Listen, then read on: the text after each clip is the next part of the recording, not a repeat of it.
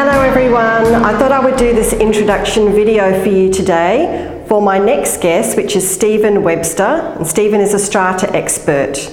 So I've broken the video up into two parts for you. Part one you should be watching if you're currently living or own in an existing strata scheme, or part two if you're thinking about buying into a strata scheme. So I hope you enjoy the video and thank you very much for watching. Hello everyone, thanks for watching. I'm here today with my expert strata guru. I absolutely adore this man. As a real estate agent, he knows everything about strata, and I've known him for about 10 years, I think. It was the first time I met him.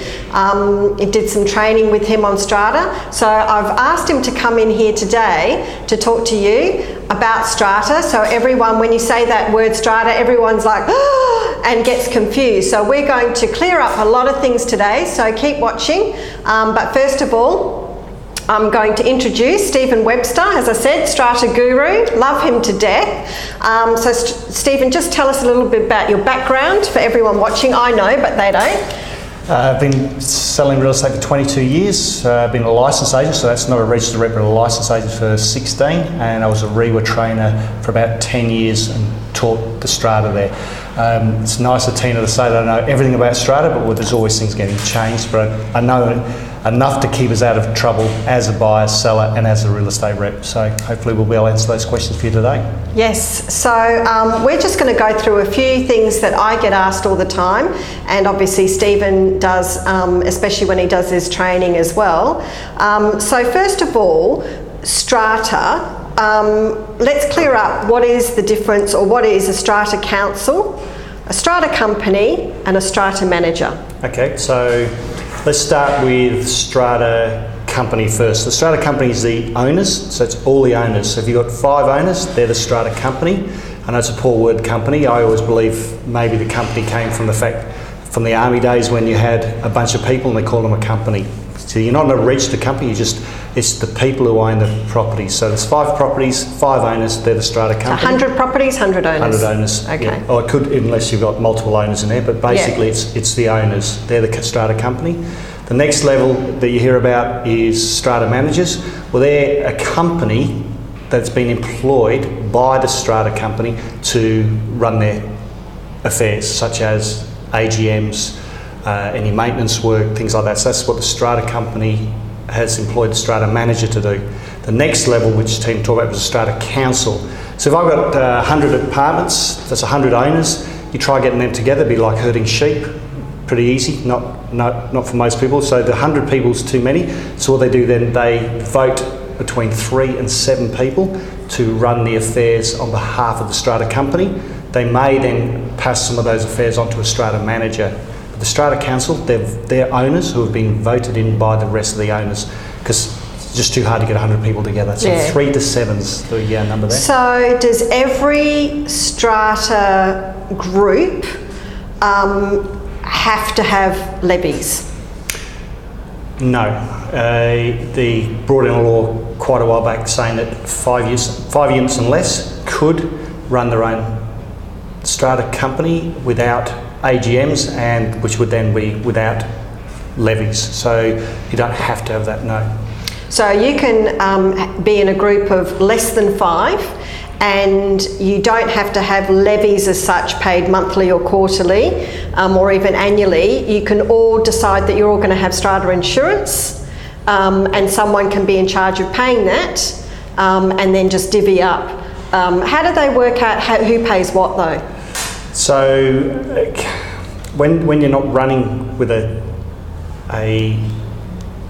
strata manager. Yeah, strata manager, or even the strata company's always there, no matter what. All the owners is always there. It's whether it's active or not. So if you're not running with an active strata company, you'd probably get together and go, Mrs. Jones, she's lived here for 80 years. We'll get her to collect the money each year, and hopefully everybody pays her, and then she then goes and pays for the insurance. So you can work out how much you pay with the unit entitlement. Correct. So how does someone watching this explain about unit entitlement. I know there's a lot to discuss, so we're trying to make it simple. So you pull out your strata plan and your title, and you'll see there on your strata plan, it'll have your unit number and your unit entitlement. Your unit entitlement is what drives how much of the levies you pay, what your council rates you will pay, and what portion of the common property you own. So if your unit entitlement's 33%, you'll pay 33% of the...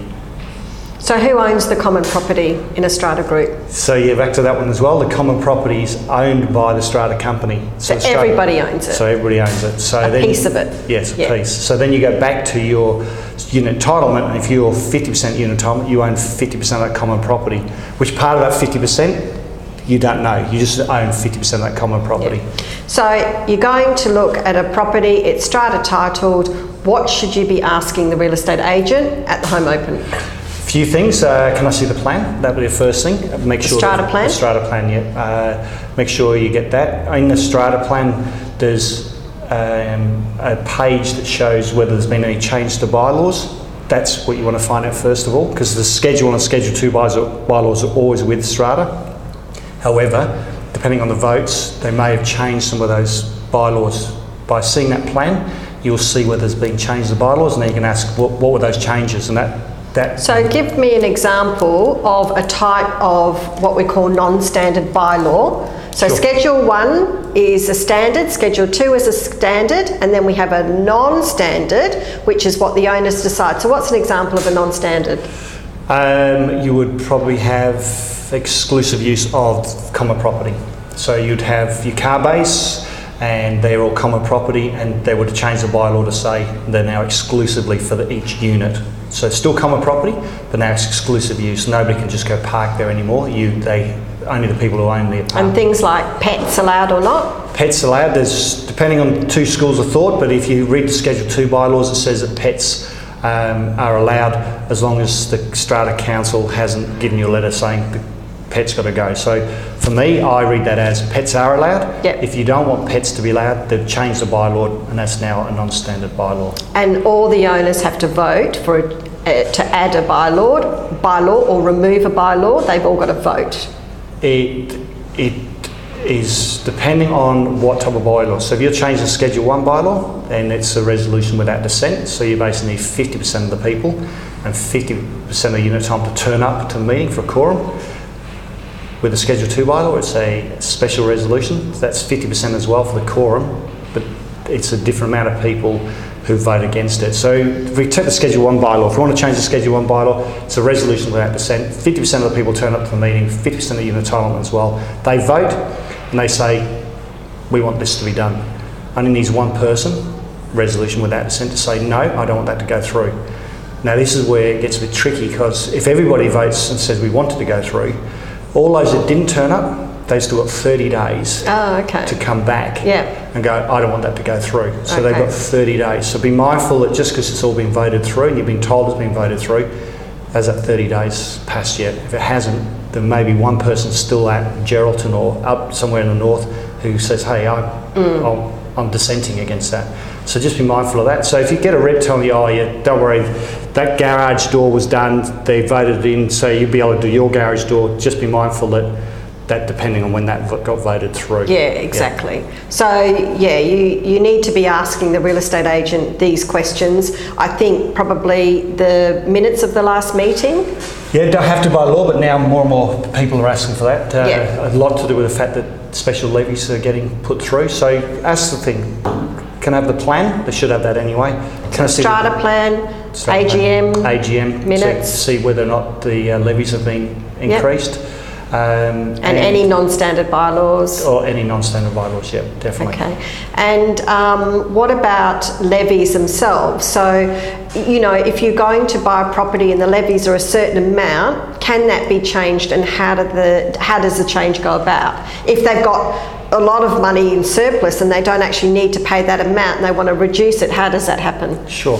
There's nothing in the actual Strata Titles Act saying how that can be done. So when that happens, it defaults to majority. So if you want to, they can change the levies any time that they decide at an AGM. They say, right, Mind you, it has to be on the agenda. They can't just have the AGM, so we're going to change the levies. So if people can't make the meeting because they're away, but the agenda for the meeting says we're going to talk about reducing the levies, then when they send a proxy, if they wish to, that they can then know what they need to be able to vote on or not. Correct. So they can't just decide at a meeting we're going to talk about something like levies or reserve fund or something like that and change it without actually the people knowing what the meeting's about. Correct. So just on the reserve fund, so it's funny, sometimes we call it a sinking and sometimes it's the same thing.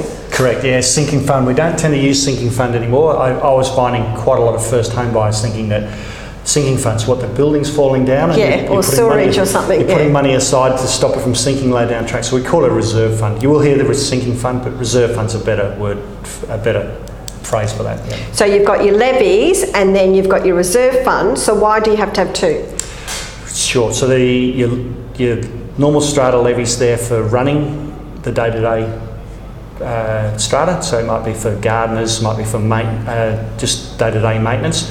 Your reserve fund might be for the fact that in 10 years' time we're going to need to redo the roof, or we're going to have to do the bitumised driveway. So the reserve fund's putting a little bit away, so in 10 years' time you're not hit up with a $5,000 bill per person. So do you have to have both? I think something is just coming about. Yes. Yeah, not yet, but it's coming that you have to have both. Yes, the reserve fund didn't used to have a reserve fund, but it's coming that there will be, because people were getting caught out with $5,000 bills just before they were about to sell.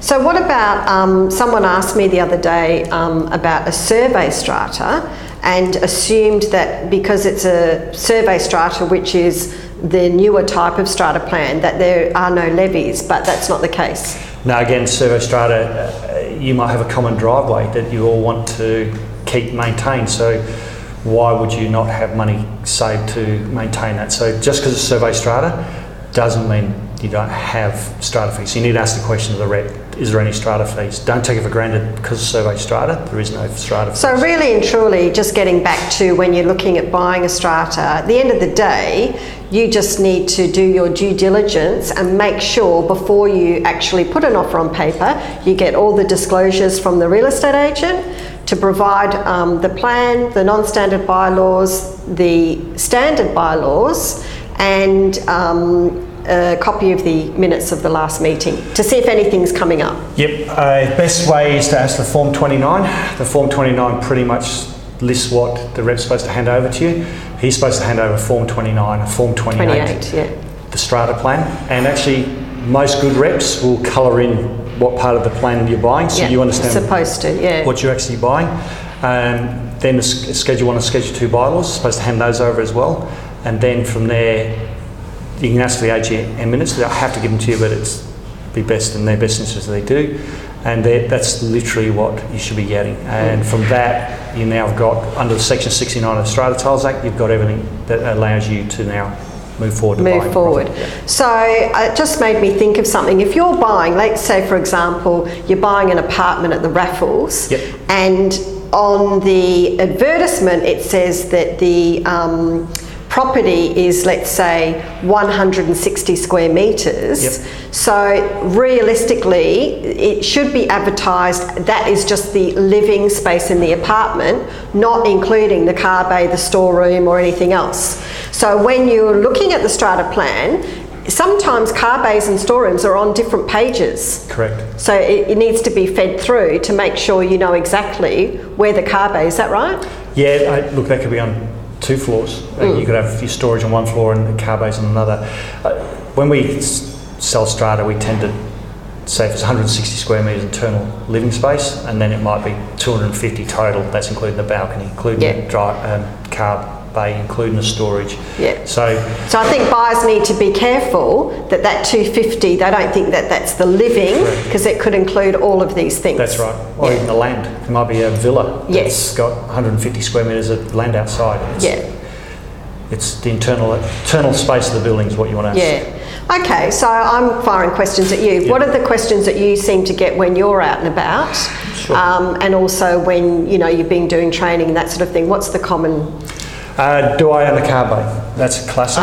Okay, Quite often you'll see a car bay and I'll have Unit 4 nice little golden plaque out the front there. Yeah. Everybody goes, oh, that's definitely hers because she's been parking there for the last 20 years. Yeah. My sister-in-law's a school teacher. She gets home a little bit early. She'll tell she works later, but she will get home earlier because if they've been getting home every day before everybody else, they keep taking the car bay. Yeah. So everybody just thinks that must be their car bay. Yeah. And then you look on the title and it's not even exclusive, it's just common property. So you don't even own it. It's a first in, first served, basically. Yeah. So that's one of the ones you watch out for, car bays. Yeah. Secondly, pets allowed. Yeah.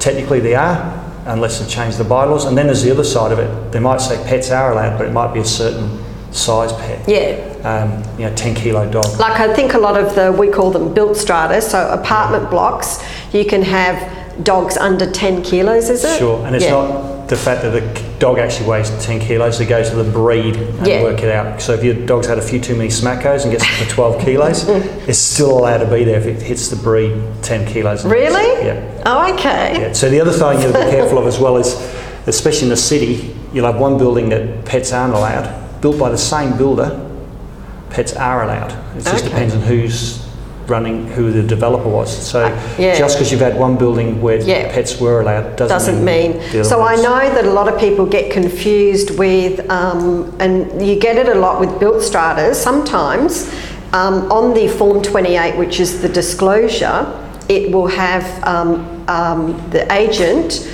or the seller is to provide a management statement. Correct. So what's the difference between a management statement and all the other documents that you were talking about before? Sure. So what happened after 97, they brought in the ability to have management statements, mainly on survey strata, but there are built strata as well. So the management statement is literally a document of non-standard bylaws. So you've got the Schedule 1, Schedule 2 bylaws, and then you have the management statement that may either extinguish 1 and 2, or add to it. So a management statement, long pool, not allowed to go in the swimming pool between 7 at night and 7 in the morning. Okay. And that a management statement would say that. Or you're not allowed to park in the driveways between X, Y, Z time and X, Y, Z time. That's in the management statement. Or the management statements might say you can use the swimming pool area if you're a resident, but not if you're the commercial tenant. So I think with a lot of the apartments, because Perth now, we're obviously seeing a lot of high-rise going up, and there's a lot of mixed use, so you've got commercial and residential. So if someone's buying an apartment where there's retail shops on the ground floor, obviously the rules are going to be in the management statement. What should they be asking the agent, the rep? Can I read that management statement? Yeah. And if you look on the title, go back to again the title and strata plan. Normally on the left-hand side, you'll see it as you come down on the left-hand side. There'll be a box, management statement, yes or no. If it says yes, you need to see that straight away Before you put an offer in. Yes. In the city, classic example is all your furniture on the balconies have to have rubber feet or something that stops the noise. Oh, okay. And so that's one thing. Another thing might be along the lines of commercial, that commercial property can't be open after 10 o'clock. Yep. So they can't have a pub which stays open till 1. If it says 10 p.m, the pub's got to shut at 10 p.m. So you know that you're going to be entitled to quiet enjoyment of the property. Another one is more and more now aromatic cooking. Okay, yep. So the management statement says no aromatic cooking. So that's a management statement. The management statement changes or adds to the Schedule 1 and Schedule 2 bylaws. Yeah, okay. So any other questions that you get apart from that? What about things like what are my voting rights? Like how powerful I am, Sure. I've got the biggest apartment, I must be able to have my say. Yeah. Does that work? It helps. You don't. You still, because of the fact that you've got to have 50% of the owners with 50% of the unit title turn up, it waters down the fact that you might have the biggest one, but it also helps protect everybody else from having the one person in the corner who's telling everybody what to do. So it does help you have more voting rights, but it doesn't necessarily mean you're going to be able to vote everything through because you want it your way. Yeah.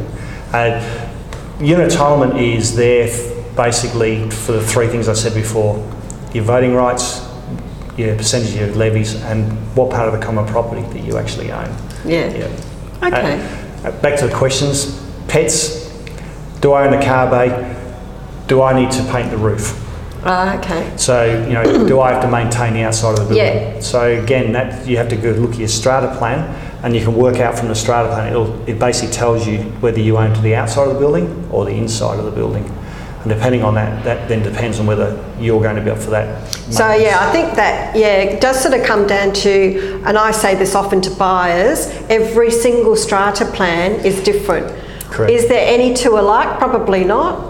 Maybe very rarely, but every single strata plan is different. So just because, say, you may have purchased a strata property and then 5 years later you've sold that and you're purchasing another, it doesn't mean everything's going to be the same rules, does it? No, if you, just a quick history on strata, probably should have started with 1966, that's when it was invented in WA. Strata came in 1966.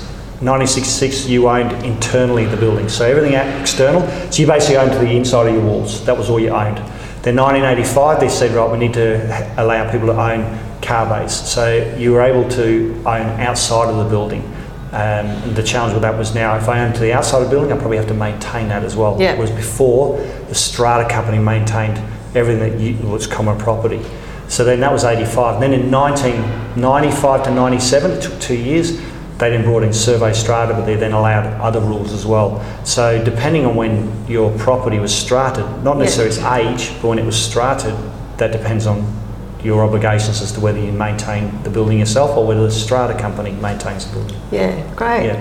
Oh look, there is so much to absorb, and it's probably quite overwhelming, but thank you very much for coming in. We might get Steven back again if you send in your questions, but if someone wants to contact you directly, if they are in a strata and just have a query or something like that, I'm sure you're happy to help them out. Definitely, yeah. So do you want to fire away your mobile number?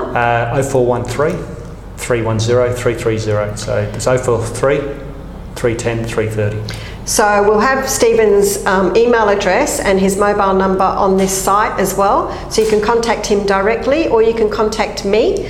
So once again, thank you very much for coming in. Fine. Love, love, love. I feel like I'm sitting here with my movie star idol here because he's so clever with Strata. But keep watching. I've got some fantastic guests coming on. So I've got a broker from Launch Finance, Joe Delborello. Got Paul Lommer from Lommer Homes, Sandy from Stewart Title talking about title insurance, and I've got some property managers coming on talking about being a landlord, being a tenant, and settlement agents and all sorts of special guests. So keep watching. Thank you very much, Steven. Thank you. No problem. Bye for now.